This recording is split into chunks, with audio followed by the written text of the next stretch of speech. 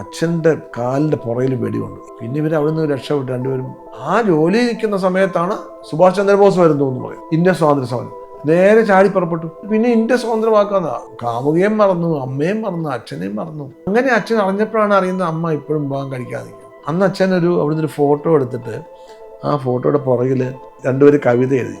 ഈ അലയാഴി തന്നക്കരെ ഒരു കൊച്ചു നാലുകെട്ടിലാണൻ ഭാവന തപം ചെയ്യൂ. CP-യുടെ മൂക്ക് വെട്ടുന്ന ആ ഗ്രൂപ്പിലുണ്ടായിരുന്നു. അച്ഛൻ്റെ ആത്മകഥ വായിച്ചിട്ട് ഒരാൾ പറഞ്ഞു, ഗംഭീര ആത്മകഥയാന്ന് പറഞ്ഞപ്പോൾ വൻവി സാർ പറഞ്ഞു, ഇത്രയും ജീവിതാനുഭവം ഉള്ള ആൾ മിനിമം ഒരു എന്നമ്പിള്ളയെങ്കിലും ആവണ്ടേ എന്ന്.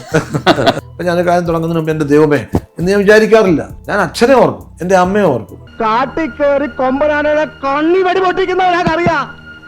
അവസാനം തന്തയ്ക്കും തലയ്ക്കും ഞാൻ ഒറ്റ അടി തരും. അടി കൊണ്ട് വീണിട്ട് ഒറ്റ ഷോട്ടാണ്. ഇപ്പൊ എല്ലാവരും കൈയടിച്ചു. നമുക്ക് രഞ്ജിയുടെ കണ്ണൊക്കെ നിറഞ്ഞു. രഞ്ജി ഓടി വന്നെ കെട്ടിപ്പിടിച്ചു. ശരിക്കും കരഞ്ഞ ഇമോഷണലാവും അഭിനയിക്കുമ്പോൾ. പക്ഷേ എനിക്കപ്പോൾ തോന്നി ഈ 100 വയസ്സുള്ള അപ്പം കരഞ്ഞാൽ ഇത്രയും കണ്ണുനീര് വരില്ല. പോലീസാകാൻ, തല്ലാൻ, കൊല്ലാം, ബലാത്സംഗം ചെയ്യാൻ ജീവിതത്തിൽ പറ്റാത്ത ഒന്നുമില്ല. എല്ലാം സിനിമ ചെയ്യാം. ജീവിതത്തിൽ വല്ലതും പറ്റുമോ? ഈ ജന്മദിനത്തിന് ഒരു പ്രത്യേകതയും കൂടെ ഉണ്ടെന്ന് പറഞ്ഞു. അച്ഛൻ്റെ പിറന്നാളെന്നാ. അച്ഛൻ മകീരമാണ്. മകീര നക്ഷത്രമാണ്. അച്ഛൻ 106 വയസ്സാകും. ശരിക്കും പറഞ്ഞാൽ അച്ഛൻ ഉണ്ടായിരുന്നെങ്കിൽ 106 വയസ്സായേനെ.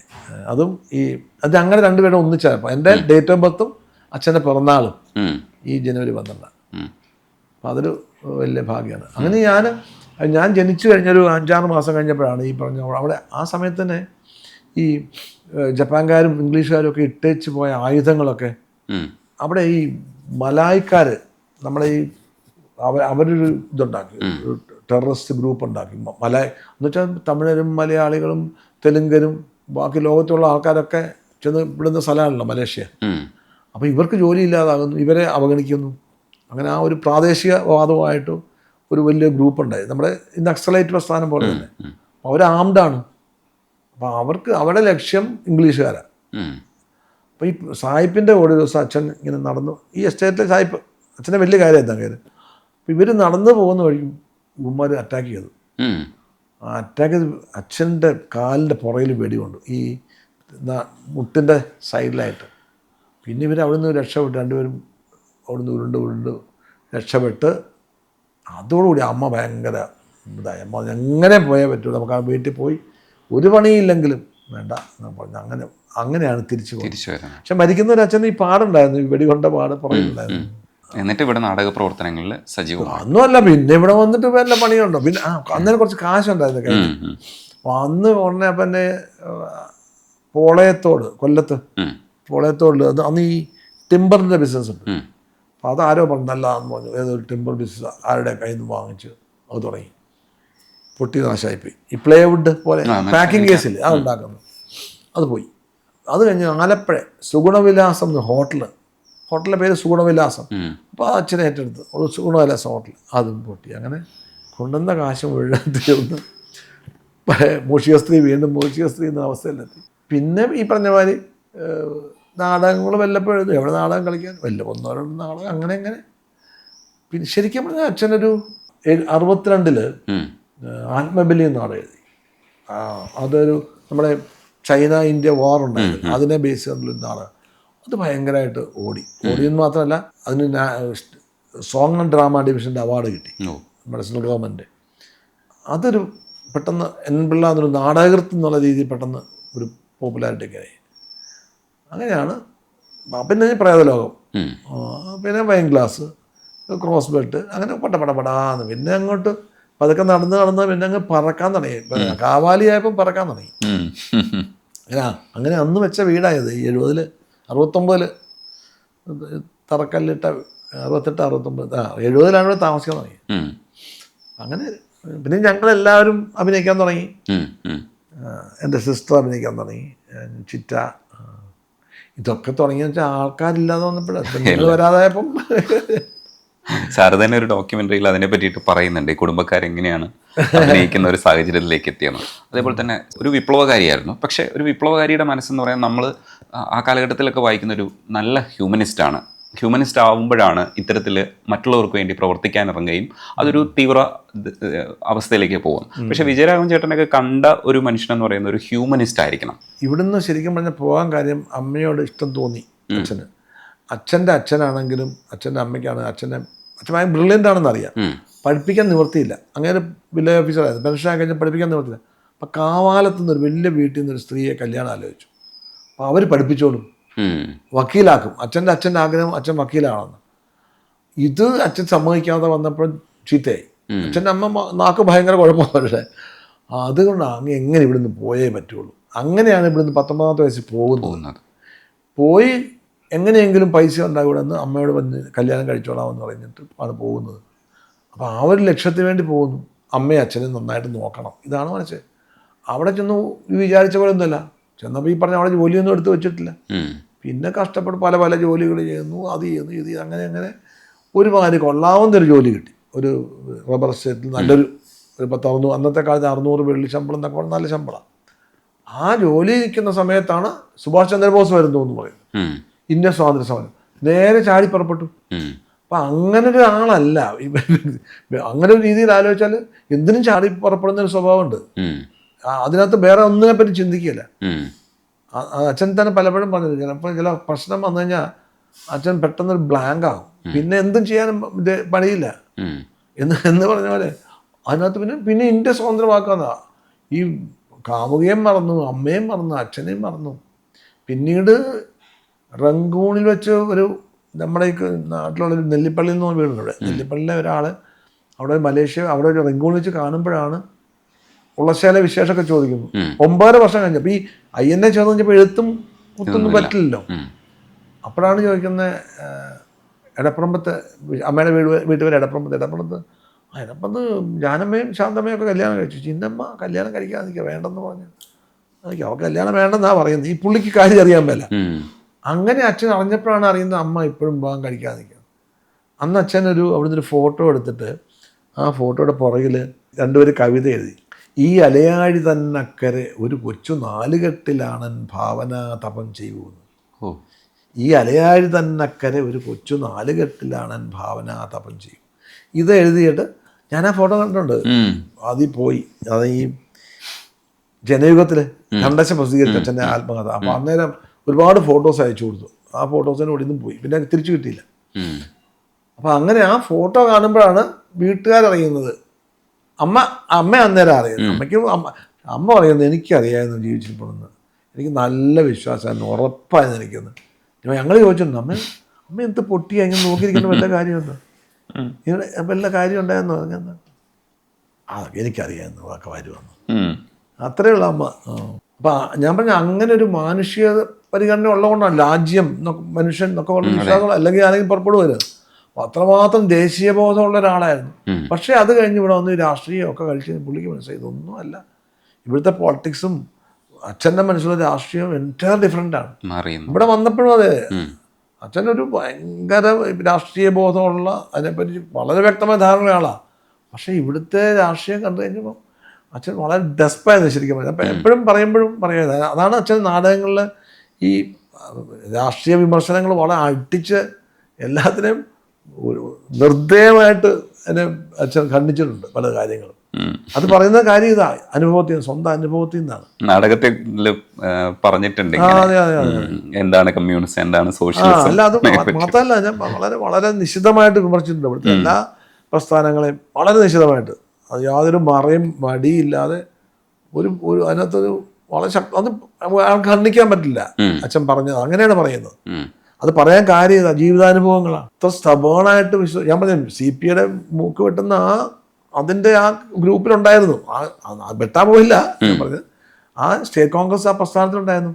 ഞാൻ ആദ്യം NC കണ്ഠൻ നായർ, അതുപോലെ CPയുടെ മൂക്ക് വെട്ടിയ മണിസ്വാമി, ഞാൻ ആ മണിസ്വാമിയെ കണ്ടിട്ടുണ്ട്. അച്ഛനെ കാണിച്ചിട്ടുണ്ട് ഒരിക്കലും. ഞാൻ എന്നെ കോട്ടയത്ത് പോയപ്പോൾ ദേശബന്ധുവിൽ അദ്ദേഹത്തിന് ജോലിയാണ്. ഇതെല്ലാം കഴിഞ്ഞു വർഷങ്ങൾക്ക് ശേഷം ദേശബന്ധു ജോലിയാക്കിയപ്പോൾ ഞാൻ കണ്ടിട്ടുണ്ട്. പിന്നെ നാടകം കളിക്കാൻ വേണ്ടി ഞങ്ങൾ അമ്പലപ്പുഴ പോകുമ്പോൾ CM നായർ സാറിൻ്റെ വീട്ടിൽ പോയിട്ടുണ്ട് ഞാൻ. അന്ന് പ്രായമായി അങ്ങേർക്ക്. അപ്പം അദ്ദേഹത്തിൻ്റെ കൂടെയൊക്കെ അച്ഛൻ പ്രവർത്തിച്ചിരുന്നു രാഷ്ട്രീയം.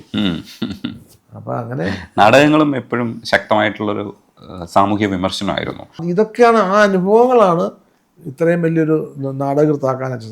നമ്മളൊരു 10 ജന്മത്തിൽ ഒരു മനുഷ്യൻ അനുഭവിക്കേണ്ട ജീവിതം ഒരു ജന്മത്തിൽ അനുഭവിച്ച ആളാണ്. അപ്പം ആ അനുഭവം, ജീവിതാനുഭവങ്ങളാണ് അച്ഛനെ കൊണ്ട് അങ്ങനെ നാടകങ്ങൾ എഴുതിപ്പിച്ചത്. അത്രയും ജീവിതം. അപ്പം ഒരിക്കൽ ONV സാറ് പറഞ്ഞു, അച്ഛൻ്റെ ആത്മകഥ വായിച്ചിട്ട് ഒരാൾ പറഞ്ഞു, ഓ ഗംഭീര ആത്മകഥയാന്ന് പറഞ്ഞപ്പോൾ വൻവി സാർ പറഞ്ഞു, ഇത്രയും ജീവിതാനുഭവം ഉള്ള ആൾ മിനിമം ഒരു എന്നമ്പിള്ളയെങ്കിലും ആവണ്ടേ എന്ന്. നല്ല കമന്റ് അല്ലേ? ഇത്രയും ജീവിതാനുഭവം ഉള്ള ഒരാള് മിനിമം ഒരു എന്നമ്പിള്ളയെങ്കിലും ആവണമെന്ന്. പിന്നെ സത്യസന്ധനായിരുന്നു ജീവിതത്തോട്. അത് നമ്മൾ ഇതൊക്കെ കണ്ടേ ഈ ഒരുപാട് കൾച്ചർസ്, ചീനൻ്റെ, തമിഴന്മാർ, ജാപ്പനീസ്, ഇംഗ്ലീഷുകാർ, ഇവരുടെയൊക്കെ ജീവിതം കണ്ടിട്ടേ പല സംസ്കാരങ്ങൾ, അവരുടെ ജീവിത വീക്ഷണങ്ങൾ, ഇതൊക്കെ ആയിട്ടുള്ള പരിചയവും അത് മനുഷ്യൻ്റെ അർത്ഥശൂന്യത എന്താണല്ലോ. അപ്പം ജീവിതത്തിലെ എല്ലാ ഇമോഷനും, സ്നേഹം, പ്രണയം, അതിൻ്റെയൊക്കെ അർത്ഥവും അർത്ഥശൂന്യതയും നേരിട്ട് അനുഭവിച്ചിട്ടുള്ള ഒരാളാണ്. അതിനെ വിശകലനം ചെയ്യാതെ ആരും മടിയില്ല, തുറന്നു പറയുകയും ചെയ്യും. ഞാൻ ചെറിയ ക്ലിപ്പ് കണ്ടിട്ടുണ്ട്, കൃഷി ചേട്ടനും സാറും കൂടെ ഇരുന്ന് സംസാരിക്കുന്നതിൽ കൗണ്ടറാ കംപ്ലീറ്റ് അടിക്കുന്നതെല്ലാം കൗണ്ടേഴ്സ്, പക്ഷെ എല്ലാത്തിനകത്തും ഒരു ഫിലോസഫി ഉണ്ട്. പറയുന്ന എല്ലാ നാടകങ്ങളും അതുപോലെ തന്നെയായിരുന്നു, വെറും ഡയലോഗുകളല്ല, 100% സത്യസന്ധമായിരുന്നു. ഇപ്പൊ സിദ്ദിഖ് ലാൽ സാറിന്റെ പടത്തിലേക്ക് വരുമ്പോൾ നാടകത്തിൽ ഉണ്ടായിരുന്ന ഒരാളല്ല, നമ്മൾ കണ്ട വേറൊരാളിനെയാണ് അതിനകത്ത് കണ്ടത്. പക്ഷെ കുറച്ച് ഫോഴ്സ് ഒക്കെ ചെയ്തിട്ടുണ്ടാവും എന്നാണ് ഞാൻ വിശ്വസിക്കുന്നത്. അത് മുൻപ് അച്ഛന് ഈ പറഞ്ഞ ഇപ്പം സിദ്ദിഖ് ലാൽ അവിടെ ചെന്നിട്ട് അഭിനയിക്കാൻ അവർ പറയുമ്പോൾ അച്ഛനെ ആരും മടിയില്ല. അപ്പോൾ കുറച്ച് നടന്ന് കഴിയുമ്പോൾ ട്രോളിയൊക്കെ ഇട്ട് കഴിയുമ്പോഴത്തേക്കും അച്ഛൻ ചിലപ്പം പരിധി വിട്ടിട്ട് അപ്പുറത്ത് പോകും. പുള്ളിയുടെ കാൽക്കുലേഷൻ അന്ന് നല്ല ചെറിയ വീസിങ് ഒക്കെ ഉണ്ട് ആ സമയത്ത് അഭിനയിക്കുമ്പോഴേ. ഒരു ഷോട്ടൊക്കെ അഭിനയിച്ചാൽ വന്ന് ഇരിക്കും, ക്ഷീണ അത്ര.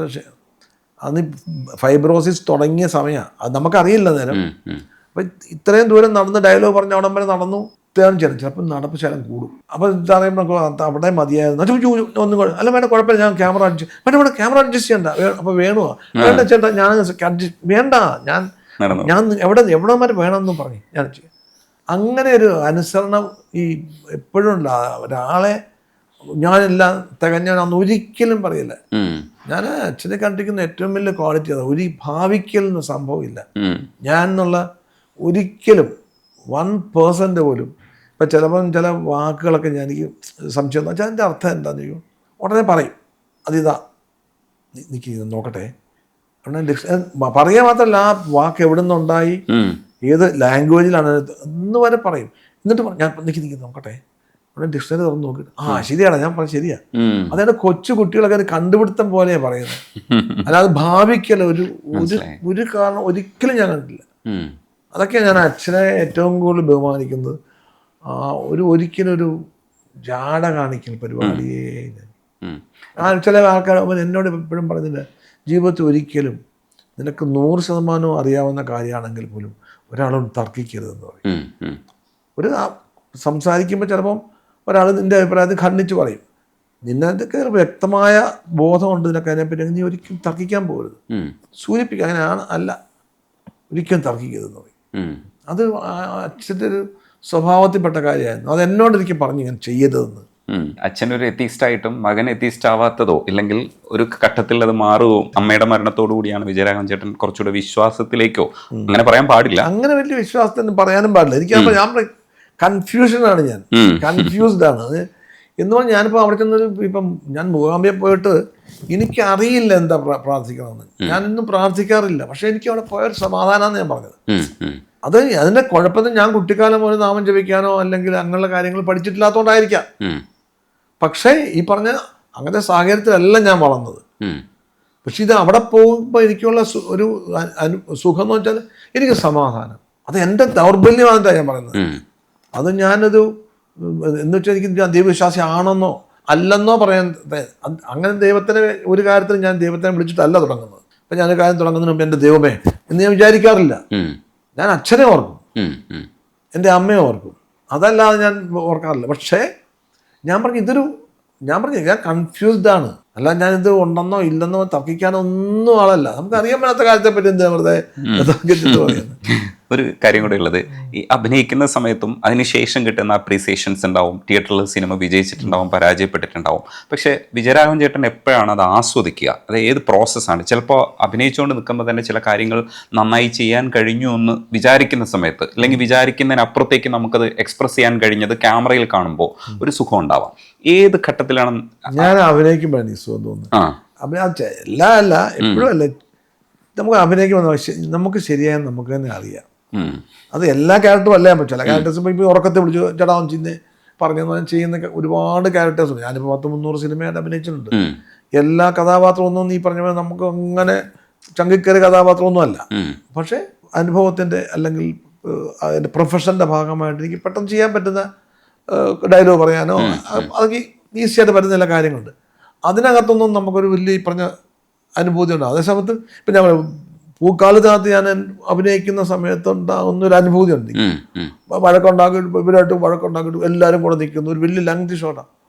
അത് ചെയ്തിട്ട് പോയിട്ട് അപ്പോൾ എല്ലാവരും കൈയടിക്കാൻ കൂടി ചെയ്തു. അത് ചെയ്യുമ്പോൾ നമുക്കുണ്ടാകുന്ന സുഖമുണ്ട്. അത് ഞാൻ അനുഭവിക്കുന്ന സുഖം, അത് വേറെ ആൾ പറയുന്ന സുഖമല്ല. അത് എന്താ പറയുക, അതൊരു നമുക്ക് മാത്രം എൻ്റെ മാത്രം പേഴ്സണലായിട്ട്. ഇപ്പം ചേറാടിക്കരയായിട്ട് അഭിനയ സമയത്ത് ഒരു ലോങ് ഷോട്ട് ഉണ്ട്. ഞാൻ ആ കാറിൽ നിന്ന് ഇറങ്ങി വന്നിട്ട് ഗണേശനെ വിട്ടു എന്ന് അറിഞ്ഞിട്ട് വന്നിട്ട് കാറ് വന്നു. അപ്പോൾ ജഗതി, സുരേഷ് ഗോപി, ഗീത, ചിത്ര, കുറേ ആർട്ടിസ്റ്റ് ഉണ്ട്. ഡയലോഗ് മുഴുവൻ എനിക്ക് 2-3 പേജ് ഡയലോഗ് ഉണ്ട്. അപ്പോൾ അത് ഞാൻ നിന്നെ വിട്ടോ, വിടുകയെന്നാണ് വിചാരിച്ചു. അപ്പം നീ എന്നെ മൂക്കി കയറ്റോളാം എന്നൊക്കെ ചോദിച്ചു വരുവാണ്. ഗീത എന്നെ പിടി. അപ്പോൾ വെച്ച് അവൻ എന്നാ ചെയ്യാൻ എന്നെ. പിന്നെ സുരേഷ് ഗോപി, നീ എനിക്ക് അറിയാൻ മേല, എൻ്റെ വിരൽ കണ്ടോ, കാട്ടിക്കയറി വെടിവെക്കുന്നതാ, നീ എന്നെ അറിയാൻ മേല എന്നൊക്കെ പറഞ്ഞു. ഇവനെ ചീത്ത പറഞ്ഞു. കാട്ടിക്കയറി കൊമ്പനാനയുടെ കണ്ണി വെടി പൊട്ടിക്കുന്നവനറിയാം. അവസാനം തന്തയ്ക്കും തലയ്ക്കും ഞാൻ ഒറ്റ അടി തരും. അടി കൊണ്ട് വീണിട്ട് ഒറ്റ ഷോട്ടാണ്. അന്നത്തെ ഒരു മാഗസീൻ ഇന്നത്തെ പോലെ മറ്റേ ഇതല്ലല്ലോ, ഡിജിറ്റൽ അല്ലല്ലോ, ഭയങ്കര വില. ഒരു കട്ടായി കഴിഞ്ഞാൽ പിന്നെ വീണ്ടും മാഗസീൻ തന്നെ ഫുള്ള് വെക്കണം. അപ്പൊ അതിൻ്റെ ഒരു ടെൻഷനുണ്ട്. ദൈവമേ, അത് ഒറ്റ ഷോട്ടിൽ ഒരു ക്രെയിൻ വന്ന് താഴെ നിന്നു. ക്രെയിനിൽ ക്യാമറ വെച്ചിരിക്കുക. അന്നത്തെ കാലത്ത് ആ ക്രെയിനിൽ നിന്ന് ഇറങ്ങും, ക്യാമറമാൻ ഇറങ്ങി ഇതിൻ്റെ കൂടെ വന്നിട്ട് അങ്ങനെയൊക്കെ എടുക്കുന്നത്. അവരുടെ പണി വലിയ പണി. ആ ഷോട്ട് അഭിനയിച്ച് എന്നെ അടിക്കുന്നവരേ ഉള്ളൂ. ശരിക്കും അടിച്ചു, ഞാൻ വീണു, ഞാൻ പിന്നെ എഴുന്നേക്കുന്നു, പിന്നെയും ചീത്ത പറയുന്നു. ആരും കട്ട് പറയുന്നില്ല. എൻ്റെ അഭിനയം തീർന്നു. ഞാൻ കുറച്ച് കഴിഞ്ഞാൽ പറഞ്ഞോടെ കഴിഞ്ഞ് എല്ലാം കഴിഞ്ഞിട്ട് ഞാൻ നടച്ച് നിന്ന് നോക്കുമ്പോൾ ഷാജി ഇങ്ങനെ നിൽപ്പുണ്ട്.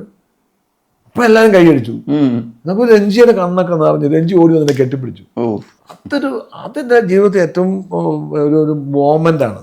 അതാണ് ഞാൻ പറഞ്ഞത്. അതൊക്കെ നമുക്കൊരു അവാർഡെന്നോ ഇതിനൊക്കെ അപ്പുറത്തുള്ളൊരു ആർട്ടിസ്റ്റ് അനുഭവിക്കുന്ന ഒരു സുഖമുണ്ട്. ആ ഒരു സംതൃപ്തികളെ പോലെ അത് വേറെ ഒന്നുമില്ല. നമ്മൾ ചില അനുഭവങ്ങൾ, ചില പ്രത്യേക അവസ്ഥകളല്ലേ, അത് പറഞ്ഞാൽ മനസ്സിലാവില്ല. വേറെ ആൾക്ക് പറഞ്ഞാൽ മനസ്സിലാവുമെന്ന് എനിക്ക് തോന്നുന്നില്ല. അത് അങ്ങനത്തെ മോമെൻ്റ് ഉണ്ടാകും ചിലപ്പോൾ ചില സിനിമകളിലുണ്ടാകും. ഞാൻ ചോദിക്കാൻ മാറ്റി വെച്ചൊരു കാര്യമാണ്, ഈ നായകനായിട്ട് പാട്ടുപാടി ചുറ്റിക്കറങ്ങി അഭിനയിച്ചിരുന്നൊരു കാലമുണ്ട്. നായകൻ കുറച്ചുകൂടെ ഇന്നത്തെ കാലഘട്ടത്തിൽ കുറച്ചുകൂടെ സിനിമ ഷോൾഡർ ചെയ്യുന്നതാണ്. പക്ഷെ ക്യാരക്ടർ റോളിലേക്ക് മാറുമ്പോൾ അഭിനയ സാധ്യത കൂടുതലാണെങ്കിലും ഈ ഷോൾഡറിൻ്റെ ഭാരം കുറയുന്നതായിട്ടാണ് നമ്മുടെ ഒരു സിനിമ കൾച്ചർ. പക്ഷെ ഇപ്പോൾ അത് മാറി. ഇപ്പോൾ എല്ലാവരും ഷോൾഡർ ചെയ്തേ മതിയാവൂ എന്ന് പറയുന്ന ഒരവസ്ഥയിലേക്ക് ഇപ്പം കിഷ്കിന്താനന്ദവും എല്ലാം നമ്മൾ സംസാരിക്കുന്ന സമയത്തൊക്കെ എല്ലാവരുടെയും അഭിനയത്തെയാണ് അതിനകത്ത് വിലയിരുത്തുന്നത്. പ്രേക്ഷകനും കുറേ മാറിയിട്ടുണ്ട്, സിനിമ മാറിയിട്ടുണ്ട്. പക്ഷെ ആ കാലഘട്ടത്തിൽ നായകനായിരുന്നു, ഇപ്പോഴും ഉണ്ട്, പക്ഷെ നായകനായിരുന്നു കുറച്ചുകൂടെ പ്രോമിനൻസ് കിട്ടിയിരുന്നത്. അങ്ങനെ ഒരു നായക കഥാപാത്രങ്ങളിലേക്ക് കുറേ പോയതിനു ശേഷം എന്തുകൊണ്ടാണ് അതിൽ വീണ്ടും അതങ്ങനെ പ്രൊമോട്ട് ചെയ്ത് വരാത്തത്? സ്വാഭാവികമായി സംഭവിച്ചതാണോ, അതെ അതിലേക്ക് ശ്രദ്ധ കൊടുക്കാത്തതാണോ? പറയുന്നോണ്ട് ചിലപ്പോൾ വല്ലതും വിചാരിക്കുമെന്നറിയാം. കുറച്ച് 2-3 പടത്തിലൊക്കെ നായകനായിട്ട് അഭിനയിച്ച് കഴിഞ്ഞാൽ ഭയങ്കര കുഴപ്പമെന്ന് വെച്ചാൽ വ്യത്യസ്തമായിട്ടൊന്നും ചെയ്യാൻ പറ്റില്ല. ഇപ്പം നായകനാണ്, ഇപ്പം ദേശാടനത്തിനകത്ത് പ്രധാന വേഷമാണെങ്കിലും അതിനൊരു നായകൻ എന്നുള്ള രീതി, അത് ക്യാരക്ടറാണ്. ദ്രാവിഡൻ, പിന്നെ പടനായകൻ, കുടമാറ്റം, ബ്രിട്ടീഷ് മാർക്കറ്റ്, ഇതൊക്കെ ഓടിയ സിനിമകളാണ്. ഇതിനകത്ത് ഓടുമ്പോൾ എന്നെ അത് വിളിക്കാൻ കാര്യം എന്ന് വെച്ചാൽ എൻ്റെ അന്നത്തെ അത് ട്രാവണ്ണൂർ, കൊച്ചിൻ, മലബാർ, ഈ 3 ഏരിയ ആയിട്ടാണ് സിനിമ വിൽക്കുന്നത്, ഡിസ്ട്രിബ്യൂഷൻ നടക്കുന്നത്. അത് ചില കമ്പനികൾ ഓരോ സ്ഥലം വിൽക്കും. അപ്പം മലബാർ എൻ്റെ പടങ്ങൾക്ക് നല്ല വിലയാണ്. അത് കാര്യം വെച്ചാൽ അടി ഒരു 6-7 ഫൈറ്റ് കാണും. മനസ്സിലായില്ലേ? ഇത് തൂമ്പാപ്പണി പോലെ കൂലിക്ക് പണിയല്ല, രാവിലെ ഇറങ്ങും. ഒരു ഫൈറ്റ് എന്നൊക്കെ പറഞ്ഞാൽ പണ്ട് കുടിച്ച ഈ മുലപ്പാലുമായി വരുമെന്ന് പറഞ്ഞാൽ അന്ന് ഇന്നത്തെ പോലെ സേഫ്റ്റി മെഷേഴ്സ് ഒന്നും ഇല്ല. ഈ നമ്മളെ കമ്പിയിട്ടൊക്കെ പൊക്കാന്നൊക്കെ പറഞ്ഞാൽ കോസ്റ്റ്യൂമർ കയ്യിൽ നിന്ന് ലുങ്കി വാങ്ങിക്കും. ലുങ്കി വാങ്ങി നമ്മുടെ കാലിലൊക്കെ ഇട്ട് ലുങ്കി ഇട്ട് വയറൊക്കെ ഇട്ടു, എന്നിട്ട് കമ്പി ഇട്ടും, എന്നിട്ട് പഠിക്കണം. അയ്യോ, അതുപോലെ ഇപ്പോൾ ചെളി കിടന്ന് വായിക്കാം. എൻ്റെ മുട്ട് ലിഗമെന്റ് പോയി, ഈ മുട്ട് ഇതായിട്ട്. അങ്ങനെയൊക്കെ സംഭവിക്കും. അതൊന്നും യാതൊരു സേഫ്റ്റി മെഷേഴ്സും ഇല്ല. എന്തെല്ലാം പറ്റും. നടുവൊക്കെ തല്ലി ഇങ്ങനെ അടിച്ച് വീണിട്ടുണ്ട് ഞാൻ മോളിൽ നിന്നൊക്കെ. മോളിൽ നിന്ന് ചാടുന്ന ഇന്നിപ്പോൾ ബലൂണൊക്കെ ഉണ്ട് താഴെ. പണ്ട് അട്ടപ്പെട്ടിയില്ലേ നമ്മുടെ ഈ ബോക്സ് ഉണ്ടല്ലോ സാധനങ്ങളൊക്കെ വരുന്ന ആ ബോർഡിൽ അങ്ങനത്തെ പെട്ടികൾ അടുക്കി വെക്കും. ചുമ്മാ കാലിപ്പെട്ടികൾ അടുക്കി വെച്ചിട്ട് നല്ല പൊക്കത്ത് വയ്ക്കും. അതിൻ്റെ മുകളിലൊരു ഇതിടും, അങ്ങോട്ടാണ് ചാടുന്നത്. അല്ലാതെ ബലൂണൊക്കെ ഒന്നുമില്ല. അങ്ങനത്തെ വളരെ ഒരവസ്ഥയിലായിരുന്നു. ഒരു ആക്ടർ എന്നുള്ളത് അല്ല, അതൊരു പണി, ഒരു കൂലിപ്പണി പോലെ ഒരു അഭ്യാസമാണ്. അതിനൊരു ആക്ടറുടെ ആവശ്യം പലപ്പോഴും ഇല്ലാന്ന് എനിക്ക് തന്നെ തോന്നുന്നു. ഞാൻ എൻ്റെ പണി അല്ലല്ലോ അതെന്ന് എനിക്ക് തോന്നുന്നു. അപ്പം അങ്ങനെ, പക്ഷെ പൈസ കിട്ടും. ഈ പറഞ്ഞ പോലെ ഹീറോ എന്ന് പറയും, എനിക്കത് കുറച്ച് പോലും താല്പര്യക്കുറവ്. മാത്രമല്ല എന്നെ അങ്ങനത്തെ കഥാപാത്രം വിളിക്കുന്നു, അങ്ങനെ ഒന്നോ രണ്ടോ ക്യാരക്ടേഴ്സാണ്. പിന്നെ ആരെങ്കിലും ചെറിയ പടമല്ലേ, കുട്ടനാട്ടിനെ വെച്ചൊരു ചെറിയ പടം ചെയ്യുന്നു, അപ്പം ചെറിയ മുതൽ മുടക്കി, അപ്പം അതിന് എത്രയും ചെറുതാക്കാവോ അത്രയും ചെറുതാക്കും. ഒരിക്കലും നമുക്ക് വളർച്ച എന്ന് സംഭവം, ആക്ടർ എന്നുള്ള വളർച്ച ഉണ്ടാവില്ല.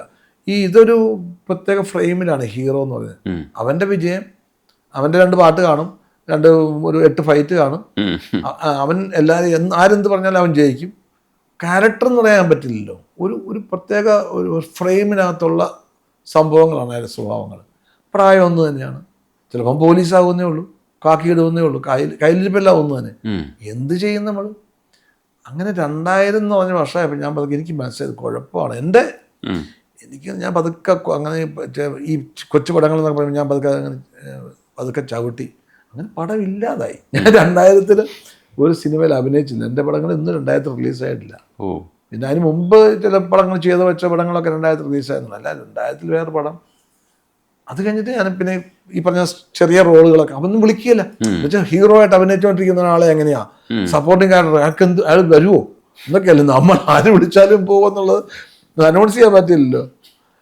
അങ്ങനെ ഈ പറഞ്ഞാൽ പിന്നെ ഞാൻ ഈ ക്യാരക്ടർ റോളുകൾ ചെയ്യുന്നത്, അതാണ് ഞാൻ ഏറ്റവും കൂടുതൽ ഞാൻ ആസ്വദിക്കുന്നത്. ഈ ക്യാരക്ടർ റോളുകൾ ചെയ്യുമ്പോഴാണ്. ഇപ്പോഴും നമുക്ക് പലതായിട്ട് ചെയ്യാൻ പറ്റും. അതാണല്ലോ ഒരു ആക്ടർ എന്ന്, അതാണ് എൻ്റെ മനസ്സിലെ ഒരു ആക്ടർ എന്ന് പറയുന്നതും അങ്ങനെ ആവണം എന്നാണ് എൻ്റെ ആഗ്രഹം. എനിക്ക് മറ്റേതിനോടൊരു മോശമെന്നല്ല കേട്ടോ ഈ പറഞ്ഞ, അതൊരു വേറൊന്ന്. എനിക്കൊരു സ്റ്റാർഡം അല്ല ഞാൻ ഒരിക്കലും ആഗ്രഹിക്കുന്നത്. ഞാൻ ഒരിക്കലും ആഗ്രഹിച്ചിട്ടുമില്ല. എനിക്ക് അതുകൊണ്ട് ഞാൻ ഈ പറഞ്ഞ ഒരിടത്തും സ്റ്റാർ എന്ന് പറഞ്ഞത് ഞാനൊരു ഈ പറഞ്ഞ ഉദ്ഘാടനത്തിനൊന്നും പോകാറില്ല. പോകാത്ത കാര്യം എനിക്ക് അങ്ങനെ ഒരു എന്നെ പ്രദർശിപ്പിക്കാൻ എനിക്ക് അത്ര താല്പര്യമില്ല. അത് വേറൊന്നുമല്ല.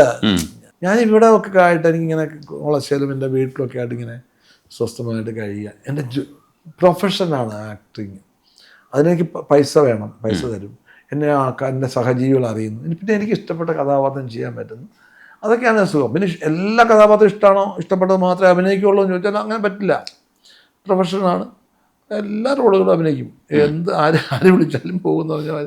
പക്ഷെ എന്നാലും ഹീറോ വേഷത്തിനോട് അന്നൊരു എനിക്കൊരു മാനസികമായിട്ട് ഈ നമ്മുടെ ഇവിടെ വേറെ കുഴപ്പമെന്ന് വെച്ചാൽ ഈ നമ്മളെല്ലാം ഹീറോ എന്ന് പറയുന്നത് ഇത് രണ്ടാണ്. നായകൻ എന്ന് പറഞ്ഞാൽ ഒരു കഥയിൽ നായകൻ നയിക്കുന്ന കഥ, ആദ്യമധ്യാന്തമുള്ള കഥ നയിക്കുന്ന ഒരാളാണ് നായകൻ. അത് വേണമെങ്കിൽ പട്ടിയാവാം, ഒരു പൂച്ചയുടെ കഥയാവാം, അങ്ങനെയൊന്നുമില്ല. അപ്പം അതാണ് നായകൻ എന്ന് പറയുന്നത്. നായകൻ ഹീറോ ആവണമെന്നില്ല. നായകൻ്റെ അപ്പാവി ഒരാളാണെങ്കിലും ഹീറോ എന്ന് പറഞ്ഞാൽ പ്രതിബന്ധങ്ങളെ തരണം ചെയ്തിട്ട് അതിനെ മറികടന്നു പോകുന്ന വളരെ ശക്തനായ ഒരു ക്യാരക്ടർ, അതാണ് ഹീറോ. നമ്മുടെ ഇവിടെ ഹീറോയും നായകനെ ഒന്നിച്ചിട്ടാണ് പറയുന്നത്. അതിനാണ് നമ്മൾ കഥ ഉണ്ടാക്കുന്നത്. അതിനാണ് ഇപ്പം നിങ്ങൾ പറഞ്ഞ പണ്ടത്തെ സിനിമകളിലൊക്കെ അവസ്ഥ അതായിരുന്നു. ഇപ്പം അത് മാറി. ഇപ്പം വളരെ നെഗറ്റീവായിട്ട് ചെയ്യുന്ന ആളും ഹീറോ നായകനാവാറുണ്ട്. അങ്ങനെ ഇപ്പം സിനിമയ്ക്ക് ഒരുപാട് മാറ്റമുണ്ട്. ഇപ്പം പുതിയ ആൾക്കാർ വരുന്നു. ഇടയ്ക്കിടയ്ക്ക് ഈ ബ്രേക്കുകൾ വരുന്നത് പോലെ ഒരു സിനിമയായിരുന്നു ബിഗ് ബി എന്ന് പറയുന്ന സിനിമ മലയാളത്തിൽ. അതിൽ CI ജോർജായിട്ട് അഭിനയിച്ചിട്ടുണ്ടായിരുന്നു. ജോർജ് നിനക്കുള്ള പരിപ്പൂടൻ ചായ ഞാൻ പറഞ്ഞിട്ടുണ്ടെന്ന് പറയുന്ന ഡയലോഗ് ഭയങ്കര ഹിറ്റായിരുന്നു. ഉണ്ണിയാറിൻ്റെ റൈറ്റിംഗ് ആയിരുന്നു അതിൻ്റെ. ഇത്തരം ചില പോലീസ് കഥാപാത്രങ്ങളൊക്കെ ആവർത്തിക്കപ്പെടുമ്പോൾ, നമ്മൾ കുറേ കഥാപാത്രം പോലീസായിട്ട് ചെയ്തു, ഇപ്പോഴും ചെയ്യുന്നുണ്ട്.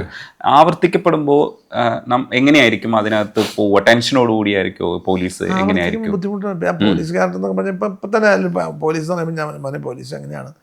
അപ്പം ചേട്ടാ ക്യാരക്ടർ എന്നൊക്കെ പറഞ്ഞ ഈ കഥയിൽ ആവശ്യമായൊരു പോലീസുകാരെന്നൊക്കെ പറഞ്ഞാൽ പിന്നെ വലിയ കുഴപ്പമില്ല. ഞാൻ ഈ പോലീസായിട്ട് ചെയ്യുമ്പോഴത്തേക്ക് ഈ പറഞ്ഞ മടുപ്പുണ്ടാവും. പിന്നെ എത്രയോ പോലീസ് ചെയ്യുന്നത്. പിന്നെ പോലീസിന്റെ വ്യത്യസ്തമായ പോലീസ് പല ഇപ്പം സ്റ്റോപ്പ് വയലൻസ് ഒരു വൃത്തികെട്ട പോലീസുകാരൻ. ഒരു വൃത്തികെട്ടെന്ന് വെച്ചാൽ ഇത്രയും വൃത്തിയായിട്ട് കഥാപാത്രം ഞാൻ ചെയ്തിട്ടില്ല. അത് എനിക്ക് തന്നെ അയാളോട് ദേഷ്യത്തുണ്ട്. അങ്ങനത്തെ ചില ക്യാരക്ടേഴ്സ് അതൊക്കെയാണ് എനിക്ക് പറഞ്ഞ വില്ലൻ എന്നൊക്കെ പറയുന്നത്. അല്ലാതെ ഈ പറഞ്ഞ ഞാനൊരു ക്യാരക്ടർ ചെയ്യുമ്പോൾ അത് വില്ലനായിട്ടോ അല്ലെ കോമഡി എന്ന് പറഞ്ഞത് അങ്ങനെ പ്രത്യേക ഒരു വേർതിരിവ് ഞാൻ കാണാറില്ല. ഞാൻ ക്യാരക്ടർ എന്നുള്ള രീതിയിലാണ് എൻ്റെ സമീപനം. അത് ചിലപ്പോൾ അയാൾ പ്രേക്ഷകന് തമാശയായിട്ട് തോന്നാം. ഞാൻ ചിലപ്പോൾ അതിനകത്ത് ഇപ്പം മേലപ്പുറം വേണ്ടി ഞാൻ തമാശ ഒന്നും കാണിക്കുന്നില്ല. ഞാൻ അങ്ങനെ പയ്യനാണ് എങ്ങനെയായിരിക്കും ഞങ്ങൾ ചിരിച്ചു പറഞ്ഞു. അല്ല അതാണ് ചെയ്യുന്നത്. അല്ലാതെ അതിനകത്തൊരു തമാശന് വേണ്ടിയിട്ട് ശിപ്പായി ലഹള എന്നുള്ളതിനകത്ത് ഞാനൊരു വളരെ MD ആണ്, ഒരു കമ്പനി MD ആണ്, വളരെ ഡീസൻ്റാണ്, വളരെ സത്യസന്ധനാണ്. പക്ഷെ പുള്ളിക്കൊരു വീക്ക്നെസ്, സ്ത്രീകൾ പുള്ളിക്കൊരു വീക്ക്നെസ്, അതാണ്, അതിന് ഹ്യൂമറാണ്. പക്ഷെ ഞാനത് തമാശന് വേണ്ടിയിട്ടൊന്നും ചെയ്യുന്നില്ല. ഇയാളെ ചില നോട്ടവും അയാളുടെ പെണ്ണുങ്ങളെ കാണുമ്പോൾ ഒക്കെ പുള്ളിയുടെ മനസ്സിലുള്ള അത് നമ്മൾ ചെയ്യുന്നതാണ്. അത് പ്രേക്ഷകൻ കാണുമ്പോൾ തമാശ ആയിട്ട് തരാം. തമാശന് വേണ്ടിയിട്ട് തമാശ ചെയ്താൽ തമാശ ആവില്ല. അതാണിപ്പോൾ പലർക്കും പറ്റുന്നത്. പക്ഷെ എങ്കിലും ഒരു കൊടൂര വില്ലനൊക്കെ ആവണമെന്ന് തോന്നിയിട്ടുണ്ടോ? ഒരു ഭയങ്കര വില്ലനല്ലേ നമ്മളിപ്പോൾ ഇപ്പോഴത്തെ കാലഘട്ടത്തിൽ ഹെലികോപ്റ്ററിലൊക്കെ വന്നിറങ്ങുന്ന ഒരു വില്ലൻ എന്നൊക്കെ പറയുമ്പോൾ ഒരു കിട്ടുന്ന ഒരു ഹൈപ്പ് ഉണ്ടല്ലോ, മ്യൂസിക് ഒക്കെ ഇട്ട്. ക്യാരക്ടർ എന്ന് വെച്ചാൽ എനിക്ക് അങ്ങനത്തെ ഹൈപ്പിനോടല്ല, ഞാൻ ക്യാരക്ടർ എന്നുള്ള രീതിയിലാണ് അതിനെ സമീപിക്കുന്നത്.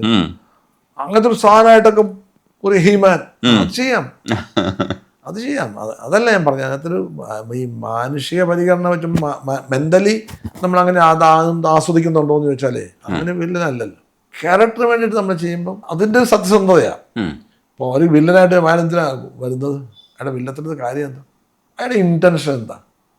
ഇവിടെ മുഴുവൻ ലൂട്ടി, അപ്പോൾ അതിൻ്റെ ആസ്വാദനം ഇത് നമ്മൾ മനസ്സിലാക്കി വിചാരിക്കും. ഞാനങ്ങനെയാണ്. അല്ലാതെ അയാൾ വില്ലൻ ഇങ്ങനെ വയ്ക്കണമെന്നല്ല. ആ അവസ്ഥയിൽ അയാൾ എങ്ങനെ ആയിരിക്കും അവിടെ പ്രസൻറ്റ് ചെയ്യേണ്ടത്, അയാൾ മാനസികാവസ്ഥ എന്താണ്, ഇതിനെപ്പറ്റി സമീപനമാണ് എനിക്ക്. അല്ലാതെ ഞാനൊരു വില്ലനാകാൻ വേണ്ടിയിട്ട് ഇത് പഴയ രീതിയാണ്.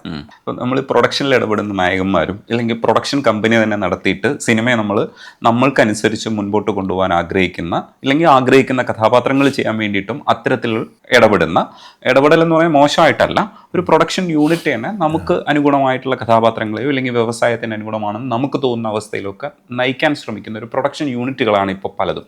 അത് നായകന്മാരാണെങ്കിലും അങ്ങനെയൊക്കെ തന്നെയാണ്, പ്രൊഡക്ഷൻ യൂണിറ്റ് ആയിട്ടാണ് പോകുന്നത്. ഇവിടെയാണെങ്കിൽ ശരിക്കും നാടകം ഉണ്ടായിരുന്നു, എഴുത്തുണ്ടായിരുന്നു. അത്തരത്തിലുള്ള പ്രവർത്തന മേഖലയിൽ നിന്നിട്ടും എഴുതിയ ഒരു കഥാപാത്രത്തെ നമുക്ക് വേണ്ടിയിട്ട് ഉണ്ടാക്കണം എന്ന് പറയുന്ന ചിന്ത എന്തെങ്കിലും ഉണ്ടായിട്ടുണ്ടോ? ഇല്ലെങ്കിൽ നമുക്കത് അങ്ങനെ നമ്മുടെ ജോലി മറ്റൊന്നാണ്, സ്കിൽഡായിട്ട് നമുക്ക് മറ്റൊരു ജോലി ചെയ്യാൻ കഴിയുന്നത് കൊണ്ട് നമ്മൾ മാറി നിന്നതാണോ എഴുത്തിൽ നിന്നൊക്കെ? ഞാൻ എഴുതി നോക്കിയിട്ടുണ്ട്. പെട്ടെന്ന് അച്ഛനോട് കമ്പയർ ചെയ്യുന്ന അച്ഛൻ്റെ അതൊരു ഭയങ്കര കുഴപ്പം തന്നെയാണ്. അതുകൊണ്ട് ഞാൻ ആ മേഖലയിലേക്ക് വലുതായിട്ട് ഇറങ്ങാൻ ഉള്ള ബുദ്ധിമുട്ടതാണ്. ഞാൻ അച്ഛൻ മരിച്ചു കഴിഞ്ഞപ്പം എന്നോട് മലയാളം വീക്കിലിയിൽ അറിയപ്പെടുന്ന അച്ഛന്മാരെ പറ്റി അറിയപ്പെടുന്ന മക്കൾ എഴുതുന്നു പറഞ്ഞൊരു ചെറിയ 5 പേജ് കവിയാതെ ഒരു ലേഖനം എഴുതരാൻ പറഞ്ഞു. ഞാൻ ആദ്യം എഴുതാതൊക്കെ ജയചന്ദ്രൻ സാറാണ് എന്ന് പറഞ്ഞു എന്നോട്, മലയാളം വീക്കിൽ. ഞാൻ എഴുതാതെ ഇങ്ങനെ പിന്നെ ഞാൻ എഴുതിയില്ല, മോശം. ഞാനാണ് ജീവിതത്തിൽ അങ്ങനെ എഴുതിയിട്ടില്ല. അവസാനം ഞാൻ എഴുതാൻ തുടങ്ങി. എൻ്റെ അമ്മോ, ഇത്രയും വിഷമം പിടിച്ച പണി, ഭയങ്കര. എന്നുവെച്ചാൽ എഴുത്ത് ഞാൻ എഴുതുമ്പോൾ അത് വായനക്കാരൻ ഒരു കഥയെന്ന് വെച്ചാൽ അതിപ്പം നിങ്ങൾ വളരെ ഫ്രീ ആയിട്ടിരിക്കുമ്പം നിങ്ങൾ വായിക്കുന്നു, നിങ്ങളുടെ ഭാര്യയായിട്ട് വഴക്കുണ്ടാക്കിയിട്ട് അല്ലെ കുടുംബമായിട്ട് വഴക്കുണ്ടാക്കിയിട്ട് ഇന്ന് വായിക്കുന്നു, അല്ല നിങ്ങൾ കക്കൂസ് ചെയ്തുകൊണ്ട് ഫ്രീ ആയിട്ട് വായിക്കുമ്പോഴും, അല്ലെ ഉറങ്ങാൻ നേരത്ത് നിന്ന് ഉറങ്ങിയാൽ ഇത് വായിച്ച് 4 പേജ് വായിച്ച് ഉറങ്ങി എന്നൊരു കണ്ടീഷൻ വായിക്കും. ഇതൊക്കെ ഒരാൾ തന്നെ വായിക്കുമ്പോൾ തന്നെ വ്യത്യസ്തമായ മാനസികാവസ്ഥയിലാണ് വായിക്കുന്നത്. അപ്പം ഓരോ പ്രേക്ഷകനും വായിക്കുന്ന ഏതൊക്കെ രീതിയിലായിരിക്കും, അവരെല്ലാവർക്കും കൺവേ ചെയ്യത്തക്ക രീതിയിലായിരിക്കണം അതിൻ്റെ പ്രയോഗ രീതികൾ. അപ്പോൾ അതൊരു ഭയങ്കര മെനക്കെട്ട പണിയാണ്. ഞാൻ ഈ 5 പേജ് ഞാൻ എഴുതി, എല്ലാം നന്നായിരുന്നു. സത്യാർത്ഥനൊക്കെ എന്നെ വിളിച്ചു, രഞ്ജിത്ത് എന്നെ വിളിച്ചു, കുറേ പേര് വിളിച്ചു, നന്നായിരിക്കുന്നു എന്ന് പറഞ്ഞു. പക്ഷെ അത് 5 പേജ് എഴുതാൻ പെട്ട പാട് എനിക്കറിയാം. അപ്പോൾ പിന്നെ വലിയ എഴുത്തൊക്കെ എന്ന് പറഞ്ഞാൽ അതിന് പുറകേ നമ്മൾ നിൽക്കണം. അത് വേറെ ഒന്നാണ്. എനിക്കൊന്ന് ഏറ്റവും ബുദ്ധിമുട്ടുള്ള ഒരു എഴുത്താന്ന് എനിക്ക് തോന്നണേ. അപ്പം ഞാനിപ്പോൾ അഭിനയിക്കുന്നതുകൊണ്ട് ചിലപ്പോൾ വേറെ ആളുകൾ അഭിനയമാണെന്ന് പറയുമായിരിക്കും. അല്ല, അഭിനയം വളരെ ഈസിയാന്ന് എല്ലാവരും പറയുന്നത്. പക്ഷെ എനിക്കിപ്പോൾ പോകെ ഓരോ വർഷം കഴിയുന്തോറും പാടായി അതല്ല, കൂടി വന്ന ഒരു നടൻ ഒരു 3-5 വേഷത്തിൽ കൂടുതൽ എവിടെ വ്യത്യസ്തമായിട്ട് ചെയ്യാൻ പറ്റുന്നത്? നമ്മളെ ചെയ്യുന്നത് നമ്മളല്ലേ. ഏറ്റവും പരിമിതിയുള്ളൊരു കലാകാരനാണ് നടൻ. പക്ഷെ അവൻ്റെ ക്യാൻവാസ് അവനല്ലേ. അപ്പം നിങ്ങൾക്ക് ക്യാമറ കൊണ്ട് നിങ്ങൾക്ക് അത്ഭുതങ്ങൾ സൃഷ്ടിക്കാൻ പറ്റും. ചിത്രകാരനാണ് ഏത് പ്രതലത്തിൽ എന്ത് വേണേൽ വരയ്ക്കാൻ പറ്റും. സ്കൾപ്ചർ ഉണ്ടാക്കുന്ന എവിടെ വേണേൽ സ്കൾപ്ചർ ഉണ്ടാക്കാൻ പറ്റും. നടൻ്റെ ക്യാൻവാസ് അവൻ മാത്രമല്ലേ. ഈ ക്യാൻവാസിൽ ഞാൻ വ്യത്യസ്തമായ കഥാപാത്രങ്ങൾ സൃഷ്ടിക്കണ്ടേ? അതിന് ലിമിറ്റേഷൻ ഇല്ല. എൻ്റെ കണ്ണും എൻ്റെ മൂക്കും എൻ്റെ കൈയും കാലും ഒക്കെ അല്ലേ. അതെ, അതൊരു വലിയ അഭ്യാസമാണ്. വലിയ അഭ്യാസം. പിന്നെ ഈ പറഞ്ഞ തിരിഞ്ഞു നോക്കുമ്പോൾ ഈ 42 വർഷം സിനിമ മാത്രമായിട്ട് പ്രൊഫഷണലായിട്ട് കൊണ്ടുനടക്കാൻ പറ്റിയത് നമ്മൾ വലിയ കാര്യമായിട്ട് ഞങ്ങൾ വലിയ കാര്യം, ഭാഗ്യം. പിന്നെ നമ്മുടെ സഹജീവികളോട് ഒത്തുവന്നാണ് അവർക്ക് ഇഷ്ടപ്പെടുന്ന രീതിയിൽ നമ്മളെ അംഗീകരിക്കുന്നുള്ള ഓരോ ദിവസവും.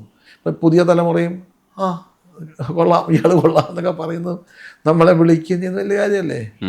ഈ കുടുംബത്തിലെല്ലാവരും ഇപ്പോൾ ഒരു മകൻ വിദേശത്താണ് സെറ്റിൽ അയക്കുന്നത് മനസ്സിലാക്കുന്നു, ഒരാൾ ദുൽഖറിൻ്റെ കമ്പനിയിലുണ്ട് മനസ്സിലാക്കുന്നുണ്ട്, വൈഫും ഉണ്ട്. ഇവരുടെയൊക്കെ അഭിപ്രായവും കുടുംബത്തിൻ്റെ ഒരു അറ്റ്മോസ്ഫിയർ, ഇപ്പോൾ വിജയരാഘവൻ എന്ന ആക്ടർ എങ്ങനെയാണ് ഇവരൊക്കെ നോക്കിക്കാണുന്നതെന്നും കൂടെ പറയും. പിന്നെ അവരത് പറഞ്ഞ് ഇവരിത് പറഞ്ഞത് ഓരോരുത്തർ പറയുന്നതിനെ പറ്റിയൊക്കെ പറയും. ഞാൻ എൻ്റെ വിമർശകൻ ഞാൻ തന്നെയാണ്. ഞാൻ ശരിക്കും പറഞ്ഞാൽ ഞാൻ ഇപ്പോൾ ചില ഗംഭീര എന്നൊക്കെ പറയും. ഞാൻ അഭിനയിക്കുമ്പോൾ തന്നെ എൻ്റെ ഒരു വിലയിരുത്തലുണ്ട്. ഞാൻ ചില ഷോട്ടൊക്കെ എടുത്തിട്ട് ഞാൻ പിന്നെ എടുക്കാതെ, ഉദാഹരണം പറഞ്ഞാൽ പൂക്കാലം സിനിമയിൽ ഞാൻ വയസ്സനായിട്ട് അഭിനയിക്കുന്നു. അപ്പം ഞാൻ അവരുമായിട്ട് പിണങ്ങി തെറ്റിപ്പിരിഞ്ഞ് മോളുടെ വീട്ടിൽ പോയി താമസിക്കും. അപ്പോഴറിയുന്നത് മോള് വന്ന് അപ്പച്ച വീട്ടിലോട്ട് പോകണം. പിന്നെ ഇവിടെ എൻ്റെ കണ്ണുനീരെൻ്റെ തോളെ വീണു. പിന്നെ വീട്ടിൽ പോകണം. പുള്ളിക്ക് മനസ്സിലായില്ല. അപ്പം പ്രേക്ഷകനും വിചാരിക്കുന്നത് ഭാര്യ മരിച്ചു എന്നാണ്. അന്ന് നിങ്ങൾ കണ്ടോ? പടം കണ്ടു. അപ്പം പ്രേക്ഷകനും വിചാരിക്കും ഭാര്യ മരിച്ചു. പിന്നത്തെ എൻട്രി എന്ന് വെച്ചാൽ ഒരു മരണ വീട്. ഞാൻ അങ്ങോട്ട് ചെല്ലുന്നു. അപ്പോൾ ചെല്ലുമ്പോഴും എൻ്റെ ധാരണ ഭാര്യ മരിച്ചത്. അങ്ങനെ ഒന്ന് പെട്ടിക്കകത്ത് നോക്കുമ്പോഴാണ് മകളാണ്. അവൾക്ക് ചെറിയ അൽഷിമേഴ്സൊക്കെ ഉള്ള മോളാണ്. അവൾ പണ്ട് മിടുക്കത്തിയായിരുന്നു.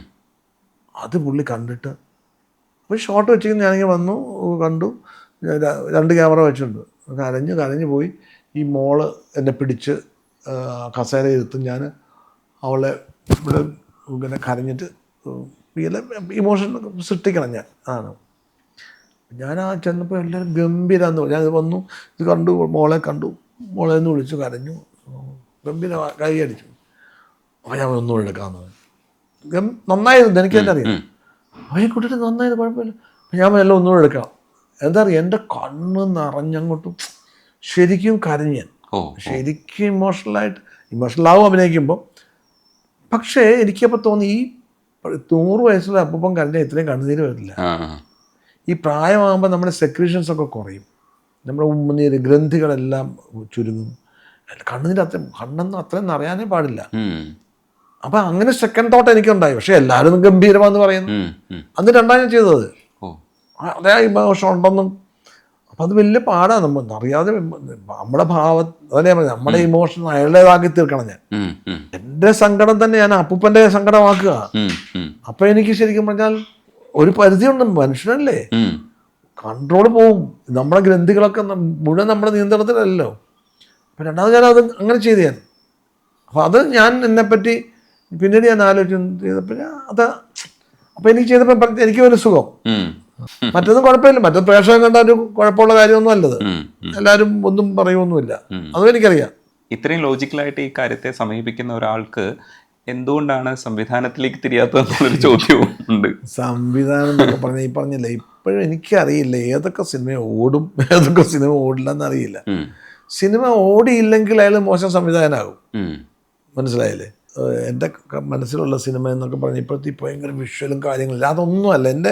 ഇപ്പം ഞാൻ പറഞ്ഞപ്പോൾ ഈ ഭരതേട്ടൻ്റെ ഒക്കെ സിനിമകളിലെ കഥയും അങ്ങനെ അതിനെ ബേസ് ഇപ്പം കിഷ്കിന്താകാണ്ടെന്നൊക്കെ പറഞ്ഞില്ല, അങ്ങനത്തെ ചില സിനിമകളെ പറ്റിയൊക്കെ എൻ്റെ ചിന്തകൾ അഥവാ ആണെങ്കിൽ തന്നെ. പക്ഷെ അതല്ല ഈ പറഞ്ഞ എപ്പം ഇതൊക്കെ ഇപ്പോഴത്തെ കാലത്ത് ഓടണമെന്ന് നിർബന്ധമൊന്നുമില്ല. ഒന്ന്. രണ്ടാമത് അതായത് പ്രേക്ഷകൻ്റെ ഇമ്പൾസ് എനിക്കറിയില്ല. പിന്നെ വേറെന്ന് പറഞ്ഞു കഴിഞ്ഞാൽ ഞാനിപ്പോൾ ഒരു സിനിമയ്ക്ക് വേണ്ടി പോകണമെങ്കിൽ എന്തായാലും 5-6 മാസമെങ്കിലും മിനിമം അതിൻ്റെ പുറകെ, 6 മാസം പോരാ, ഒരു വർഷത്തോളം അതിന് വേണ്ടി മാത്രം ഞാൻ മാറ്റി വയ്ക്കണം. എനിക്ക് നല്ലൊരു പ്ലേസ് ഉണ്ട് ഇവിടെ. ആസ് ആൻ ആക്ടർ എന്നെ വിളിക്കുന്ന ആൾക്ക് കുട്ടേട്ടാ വന്ന് വരാവോ എന്ന് വെച്ചാൽ എത്രയും പേര് ഇതായിരുന്നു എൻ്റെ ജീവിതത്തിലെ ഏറ്റവും വലിയ ആഗ്രഹം.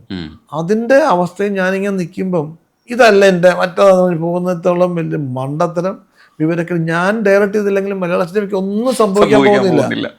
പക്ഷേ മലയാള സിനിമയ്ക്ക് ഞാൻ അഭിനയിക്കേണ്ട ചില കാര്യങ്ങളുണ്ട്, ചില ക്യാരക്ടേഴ്സ് എനിക്ക് വേണ്ടിയുണ്ട്, എനിക്കറിയാം, അതെനിക്ക് ഫീൽ ചെയ്യുന്നുണ്ട്. നമ്മളിങ്ങനെ നിൽക്കുന്നത് പറയില്ലേ, അപ്പം എവിടെയൊക്കെയോ ഇനിയും ഒരു അംഗത്തിന് ബാല്യം ഉണ്ടെന്ന് പറഞ്ഞ പോലെ എവിടെയൊക്കെയോ നമുക്ക് ചെയ്യാൻ പറ്റുന്ന ക്യാരക്ടേഴ്സ് ഉണ്ടാവും.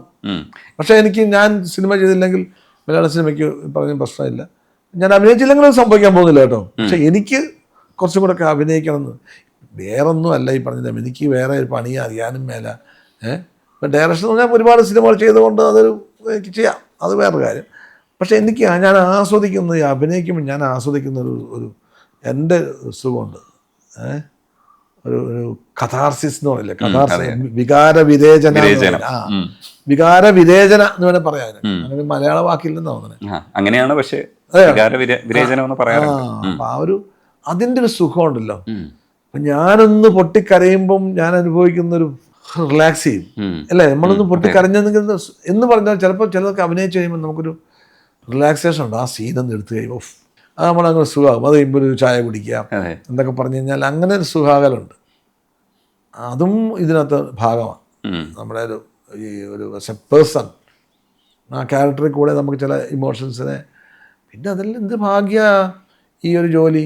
എനിക്ക് എന്തൊക്കെ ആകാം ജീവിതത്തിൽ, ഞാനെല്ലാം എനിക്ക് എന്തുവേണാകരുത്. രാജാവാകാം, കള്ളനാവാം, പ്രജയാകാം, പോലീസാകാം, തല്ലാം, കൊല്ലാം, ബലാത്സംഗം ചെയ്യാൻ. ജീവിതത്തിൽ പറ്റാത്ത ഒന്നുമില്ല, അതെല്ലാം സിനിമ ചെയ്യാം. ജീവിതത്തിൽ ഇത് വല്ലതും പറ്റുമോ? ചെയ്യാനും പാടില്ല. അതന്നെ അതിൽ എന്തും ആവാം. പക്ഷെ എക്സ്പെക്ട് ചെയ്യുന്ന ഒരു ക്യാരക്ടർ എന്ന് പറഞ്ഞിട്ട് ഒരു സാധനം ഉണ്ടോ സ്ക്രിപ്റ്റ് വായിക്കില്ല? എന്നോട് പലരും ചോദിക്കാറുണ്ട്. അങ്ങനെയില്ല, എനിക്ക് അങ്ങനത്തെ ഒരു അങ്ങനെ. എനിക്ക് ഈ പറഞ്ഞ പ്രായമുള്ള ക്യാരക്ടർ ചെയ്യണമെന്ന് ആഗ്രഹം ഉണ്ടായിരുന്നത്. ഈ പൂക്കാലം ചെയ്തപ്പം അതാണ് എനിക്ക് തോന്നിയത്, പ്രായമുള്ള ക്യാരക്ടർ. അത് ഇന്ന പോലെ വേണമെന്നില്ലായിരുന്നു.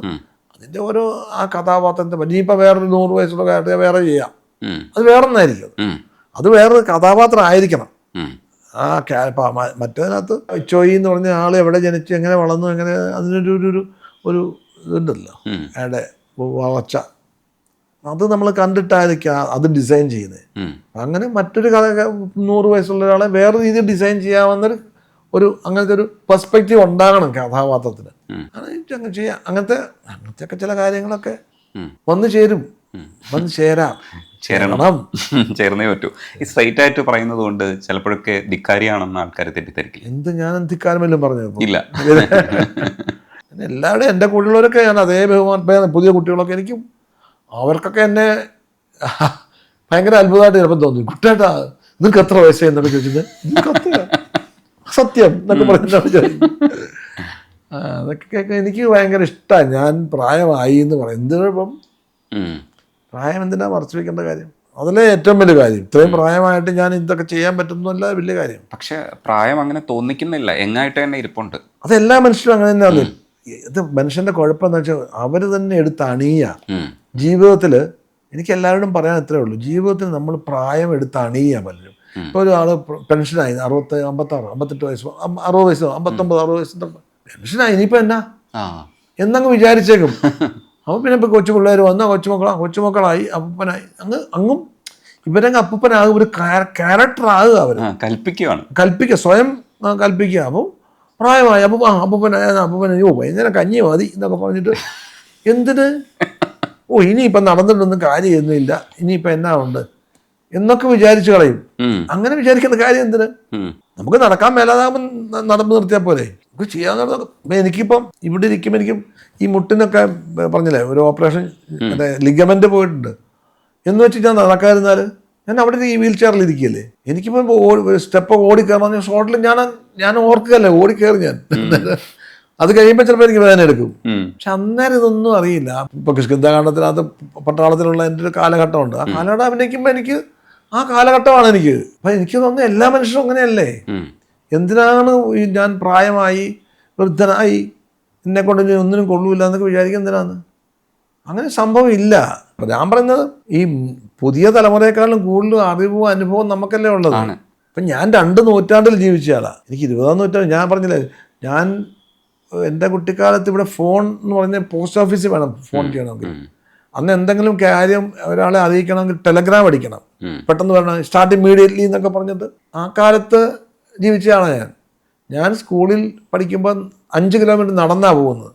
അന്നത് വലിയ കാര്യമല്ല, അത് ഭയങ്കര രസമായിരുന്നു. ഇപ്പോഴും എനിക്ക് ആലോചിക്കുമ്പം ആ പോക്കും ഞങ്ങൾ അവിടെ പോകുന്ന വികൃതികളും പിന്നെ തിരിച്ചു വരുന്നതും എനിക്ക് കണ്ടവൻ്റെ മാവേലെറിയുന്നതും വഴക്കുണ്ടാക്കുന്നതും ഇതൊക്കെ എന്തൊരു നല്ല അനുഭവങ്ങളായിരുന്നു. ഇന്നത്തെ കുട്ടികൾക്ക് അതുണ്ടോ? എന്ന് വെച്ചാൽ ഇന്നത്തെ കുട്ടികൾ മോശമാണെന്നാണോ? കഴിഞ്ഞ ദിവസം ഇന്റർവ്യൂവിലും പറഞ്ഞു, എൻ്റെ കൊച്ചുമോൾ എന്നോട് ചോദിക്കുന്ന ഓരോ ചോദ്യങ്ങളൊക്കെ ഈ സോളാർ എന്നാ, സോളാർ എന്നൊക്കെ പറഞ്ഞ് ഞാൻ കേൾക്കുന്നത് എന്നാ. ഞാൻ പറഞ്ഞൊരു ഭയങ്കര മാറ്റമുണ്ട് ഇന്നത്തെ കുട്ടികളുടെ ബോധവും നമ്മുടെ അന്നത്തെ കുട്ടിയായിട്ടുള്ള. പക്ഷേ നമുക്ക് അത് അനുഭവിക്കാൻ നമുക്ക് ഇന്നത്തെ തലമുറയ്ക്ക് അറിയില്ലല്ലോ. അപ്പം നമ്മൾ ആ റൂഡായിട്ടുള്ള ആ സ്ഥലത്ത് ജീവിച്ചു, അതെല്ലാം ആ അനുഭവ സമ്പത്താണ് ഈ പറഞ്ഞ എനിക്ക് തോന്നുന്നത് ഈ ക്യാരക്ടേഴ്സൊക്കെ ചെയ്യാനായിട്ട്. ഈ അപ്പൂപ്പനായിട്ടൊക്കെ അഭിനയിക്കാൻ പറ്റുന്ന അങ്ങനെ ഒരു കാലത്ത് ജീവിച്ചുകൊണ്ടുള്ള ജീവിതാനുഭവങ്ങളില്ലേ.